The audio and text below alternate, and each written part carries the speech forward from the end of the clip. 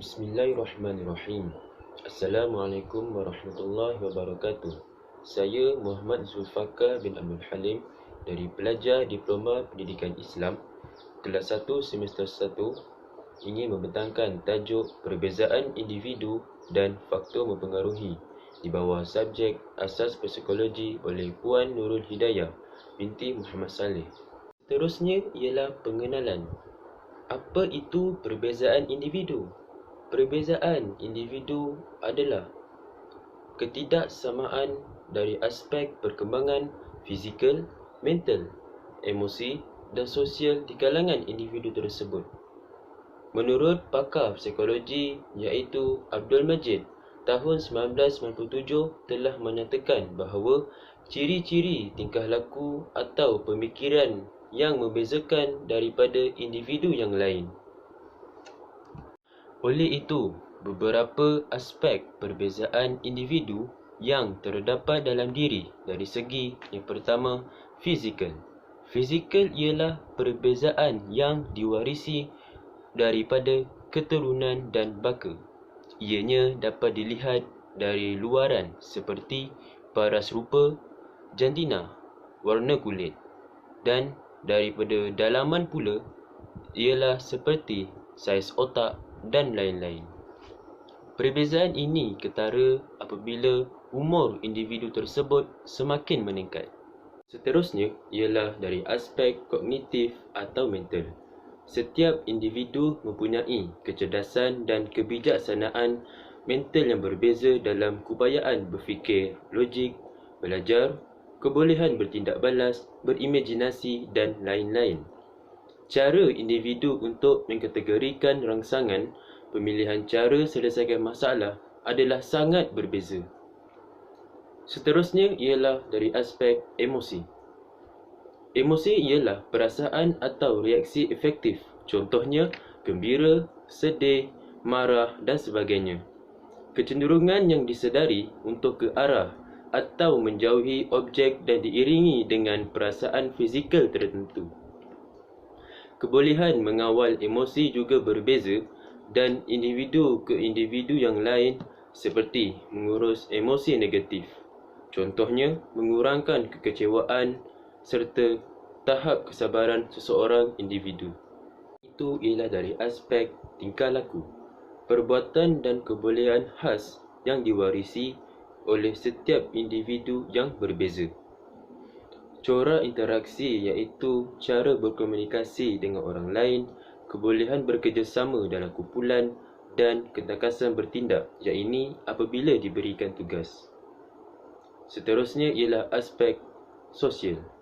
Cara individu yang berbeza untuk menyesuaikan diri dan berinteraksi dengan ahli masyarakat serta persekitarannya.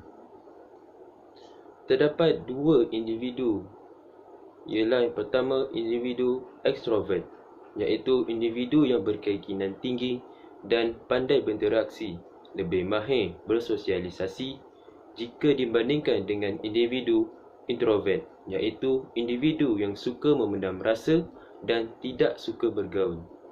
Di samping itu, dari aspek rohani atau nilai, tujuan hidup, pendirian dan keagamaan serta kepercayaan yang berbeza.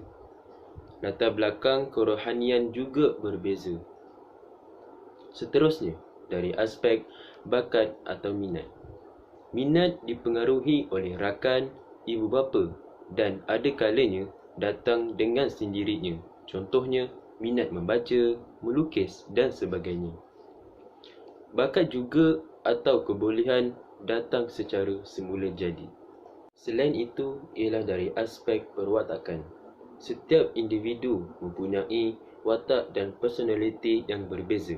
Contohnya, pemalu, pemarah, pendiam dan sebagainya. Akhir sekali, aspek perbezaan individu yang terdapat dalam diri dari segi ialah penguasaan bahasa. Setiap individu menguasai bahasa yang berbeza dari segi dialek daerah, kenegerian, bahasa pasar dan lain-lain. Penguasaan bahasa oleh murid-murid luar bandar pencapaiannya adalah rendah. Samping itu, terdapat beberapa faktor yang mempengaruhi perbezaan individu, iaitu yang pertama ialah baka. Baka ialah sifat yang diwarisi daripada ibu bapa, keturunan. Contohnya, warna kulit, rambut dan lain-lain. Perangai seseorang individu dipengaruhi oleh baka. Bak kata pepatah, bagaimana acuan, begitulah kuihnya. Kajian kecerdasan mendapati bahawa kecerdasan dan kebolehan adalah diwarisi, seperti kelancaran berbahasa, kefahaman dan ingatan. Seterusnya, kajian temperamen. Menurut pakar psikologi Farber tahun 1981, mendapati bahawa beberapa trait yang serupa di kalangan kembar itu seperti cara bercakap dan persamaan pergerakan. Dan kajian sukan juga mendapati bahawa biologi dan keturunan ada kaitannya dengan kecemerlangan sukan. Terusnya, faktor yang mempengaruhi perbezaan individu itu ialah persekitaran. Persekitaran mempengaruhi aspek perbezaan individu seperti budaya, norma, keluarga, media massa yang bersifat sosial, kerohanian dan emosional. Faktor seperti amalan jagaan anak, kesihatan dan pemakanan serta kualiti sekolah.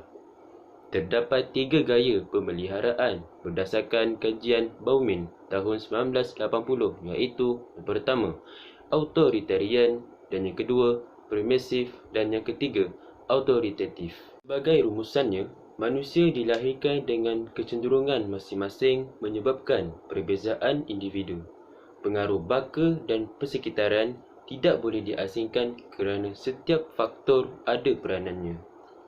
Guru-guru dan ibu bapa perlu memainkan peranan yang penting dalam mendidik anak-anak dengan teliti dan profesional. Sekian daripada saya. Wabillahi taufiq wal hidayah. Wassalamualaikum warahmatullahi wabarakatuh.